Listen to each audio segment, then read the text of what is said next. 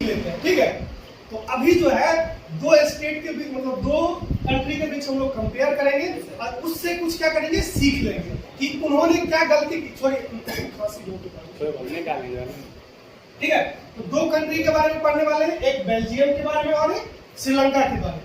इस दोनों कंट्री का क्या वहां पे क्या कैसे सिचुएशन था और इन्होंने कैसे हैंडल किया, इस चीज को हम लोग समझेंगे। और फिर ये जब समझ लेंगे, इसको कंक्लूड करेंगे, फिर कहां पे आएंगे इंडिया के ऊपर, ठीक है, कि इंडिया ने इन चीजों से क्या सीखा और इंडिया ने अपने यहाँ पावर शेयर कैसे किया, ठीक है।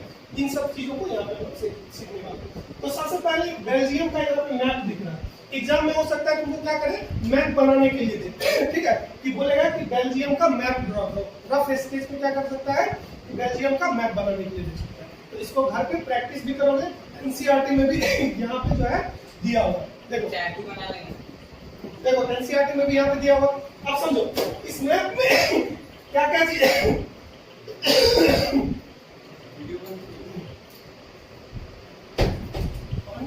अलग कलर का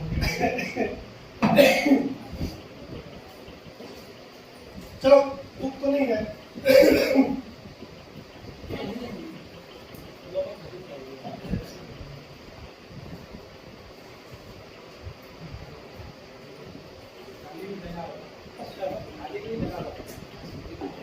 चलो देखो हम लोग किसके केस स्टडी ऑफ बेल्जियम, किसका केस स्टडी करने वाले हैं, बेल्जियम।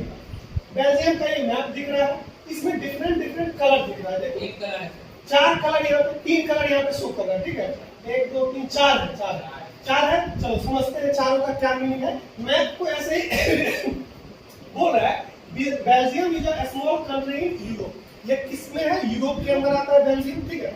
बेल्जियम के अंदर क्या है, it shares the border with France, Netherlands, Germany and Luxembourg. ये चार कंट्री के साथ क्या करता है, अपने बॉर्डर को शेयर करता है। देखो यहाँ पे चार कंट्री है, तो ऑब्वियस है कि जैसे भारत जो है श्रीलंका के साथ बॉर्डर, मतलब भारत का कुछ पार्ट कुछ ही दूरी पे श्रीलंका पड़ता है, म्यांमार से बॉर्डर शेयर करता है, नेपाल से बॉर्डर शेयर करता है। तो जो बॉर्डर के इलाके पाकिस्तान से करता है, तो जो बॉर्डर के इलाके होते हैं वहां से लोग क्या होते हैं, कुछ माइग्रेट होके उधर के लोग इधर आ जाते हैं और इधर के लोग उधर चले जाते हैं। तो बेल्जियम इसी तरीके से चार कंट्री के साथ क्या कर रहा है, इसका जो मैप देखोगे तो ये चार कंट्री के साथ अपना बॉर्डर शेयर कर रहा है। तो इसमें भी क्या हुआ कि कुछ हिस्से में जो है, जैसे कि यहाँ पे देखो ये जो है कैपिटल रीजन, इसमें ब्रसेल्स वाले में पीला कलर से देखो यहाँ पे दिखाया गया, ये इसका कैपिटल है, ठीक है, नहीं इसी का है, यही मैप यहाँ पे है। तो ये बीच में जो दिख रहा है ये इसका क्या है, कैपिटल है। तो देखो रेड वाला जो दिख रहा है ये फ्रेंच स्पीकिंग लोग है, तो ये रेड कलर का दिख रहा है, ये फ्रांस से सटे हुए हैं। तो इसमें जो है ज्यादा जो लोग रह रहे हैं वो फ्रेंच स्पीकिंग क्या फ्रेंच स्पीकिंग है। उसके बाद जो पीला कलर से दिख रहा है इसमें जो है डच स्पीकिंग है, ठीक है। और जो ये यहाँ पे इधर से दिख रहा है वो है जर्मन है। मतलब एक ही कंट्री के अंदर तीन टाइप के लोग रह रहे हैं। एक कौन से है, फ्रेंच स्पीकिंग है, एक कौन से है डच बोलने वाले हैं, और एक कौन से है जर्मन बोलने वाले। अब जैसे कि इंडिया है, इंडिया में देखो बिहार में लोग भोजपुरी बोलते हैं, समस्तीपुर के साइड चले जाओ, मधुबनी के साइड तो मैथिली बोलते हैं, इधर चले जाओ तो क्या है लोग मगही बोलते हैं। तो अब मान लो मैथिली वाला क्या कहेगा, सुनो मैथिली वाला क्या कहेगा कि भाई जो भी काम काज हो रहा है सबको क्या करो मैथिली में कर दो, चाहेगा ना कि भाई मैथिली में कर दो। जो उधर का लोग होगा मगही साइड का वो क्या बोलेगा कि भाई जो भी काम काज होगा, जो भी मतलब पढ़ाई हो सब कुछ मगही में हो जाए। भोजपुरी वाला क्या बोलेगा, भोजपुरी में हो जाए। तो अगर मैंने एक का बात मान लिया, मान लो भोजपुरी को मैंने मान लिया, तो बाकी दो को क्या हो जाएगा, प्रॉब्लम क्रिएट हो जाएगा, होगा कि नहीं। तो यहाँ से क्या होगा, कॉन्फ्लिक्ट स्टार्ट हो जाएगा, दोनों में लड़ाई स्टार्ट हो जाएगा, ठीक। तो यहाँ भी सिचुएशन कुछ ऐसा आ रहा था, क्या हो रहा था, कुछ लोग थे क्या जर्मन बोलने वाले थे, कुछ लोग क्या थे फ्रेंच बोलने वाले थे, और कुछ लोग क्या थे डच स्पीकिंग थे। मतलब एक ही कंट्री के अंदर तीन टाइप के लोग रह रहे थे, ठीक है, क्योंकि तीन बॉर्डर शेयर कर रहा था तो सभी तरफ के लोग आ गए। तो इसमें क्या हुआ, डिफरेंट लोग रहने लगे। अब प्रॉब्लम क्या होता है कि देखो फ्लेमिश वाले जो लोग हैं वो 59% है, ये क्या है डच स्पीकिंग, मतलब जो डच बोलते हैं वो कितने परसेंट लोग हैं, 59%। ये डायरेक्ट डाटा पूछ सकता है, तो इसको ध्यान में रखो कि डच स्पीकिंग जो लोग हैं वो कितने हैं, 59%।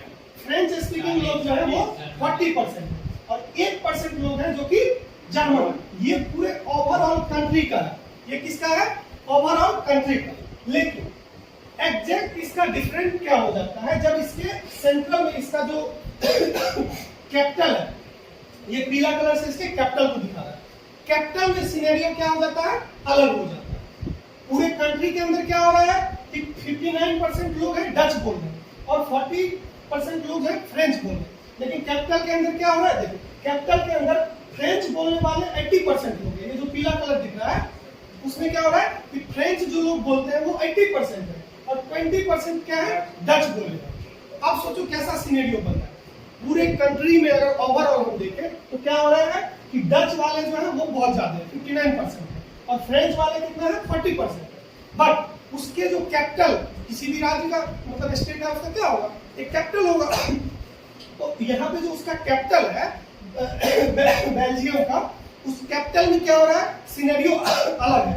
जो लोग मतलब मेजोरिटी में है बाहर, वो लोग कैपिटल में क्या हो जा रहे हैं? माइनॉरिटी हो जा रहे हैं, मतलब कम हो जा रहे हैं। और जो लोग माइनॉरिटी बाहर में माइनॉरिटी है पूरे देश में, वो कैपिटल में होके क्या हो जा रहे हैं? मेजोरिटी हो जा रहे हैं। तो सिनेरियो समझ में आया? तो अब लोग क्या चाहेंगे? जो लोग कैपिटल के अंदर रह रहे हैं, मान लो पटना के अंदर, बिहार का राजधानी क्या है? पटना है। तो पटना में मान लो मगही लोग बहुत ज्यादा हैं, तो सिनेरियो बता रहे हैं। तो ये लोग क्या चाहेंगे कि मगही भाषा को यहाँ पे ज्यादा अति किया जाए। लेकिन पूरे बिहार को अगर मैं देखूं तो यहाँ पे क्या है?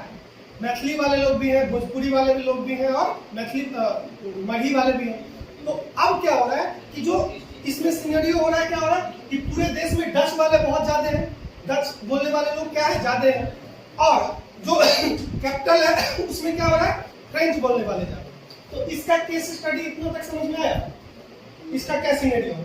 चलो अब जो है यहाँ पे श्रीलंका के बारे में, अभी पहले दो कंट्री के बारे में इसका केस स्टडी करते हैं, फिर दोनों को कंपेयर करेंगे कि दोनों में सिचुएशन क्या क्रिएट हुआ। अब किसके बारे में देखते हैं?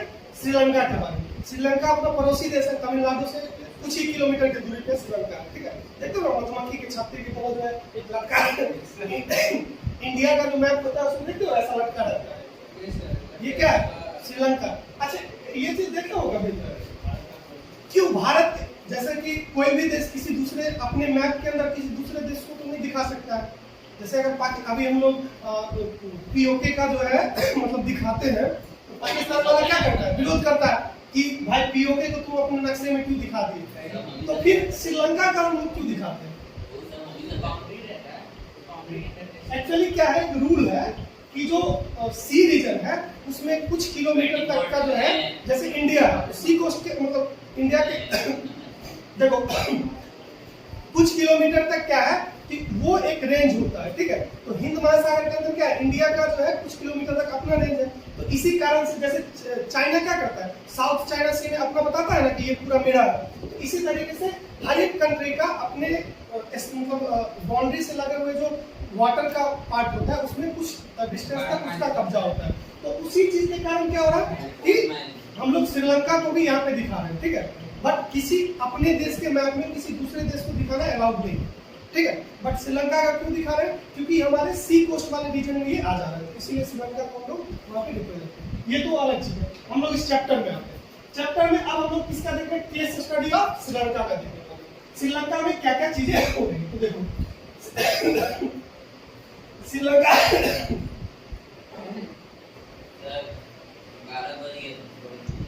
छोड़ दे, समझ में नहीं आ रहा है।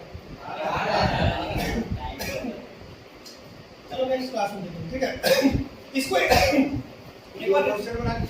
एक बार पढ़ के आना, ठीक है। एनसीईआरटी सबके पास होगा, एक बार पढ़ के आना, बहुत मजा आएगा।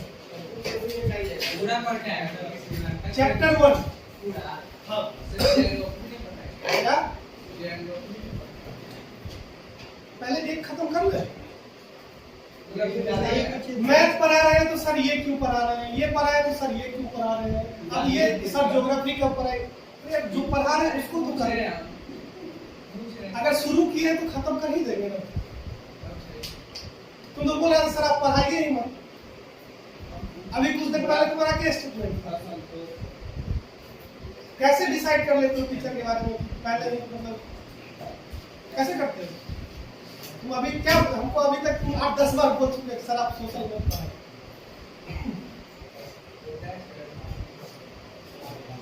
देखो समझ में आया सबको? कंटिन्यू रखा जाए। अगले संडे सोशल पढ़ना है, अदरवाइज हम मैथ पढ़ेंगे। हमको कोई इंटरेस्ट नहीं है कि तुम लोग सोशल पढ़े, पढ़ना होगा कंफर्म कर देना, तो कल अगले संडे से पढ़ाएंगे, अदरवाइज मैथ पढ़ाएंगे। ठीक है, चलो आज इतना ही रखते हैं।